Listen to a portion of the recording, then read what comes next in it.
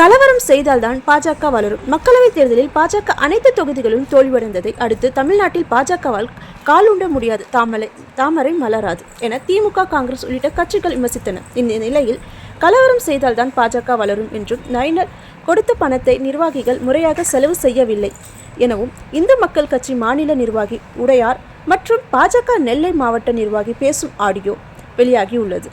ஐயா வணக்கம். எனக்கு திருநெல்வேலியா, நல்லா இருக்கலையா? நல்லா இருக்கேன் சொல்லுங்க. ஆமையா, உடையார் இந்து மக்கள் கட்சி மாநில துணைத் தலைவர், முன்னாள் இந்து முன்னணி மாவட்ட செயலாளர். தெரியுது. என்னாச்சு, 40 இடத்துலயுமே நம்ம ஜெயிக்காம போயிட்டோம் தமிழகத்துல. ஆமா, பெரிய வேதனையா இருக்குது போல் தெரியும் நமக்கு. ஆமா, என்ன சமாச்சாரம்? மாற்ற யாரும் வேலையை செய்யல, உள்ளடி வேலை செஞ்சாங்க. அந்த மேயருக்கு செஞ்சாங்க எல்லாம் முன்னால நெல்லையில. ஆமா, இப்போ வந்து தெரியுது.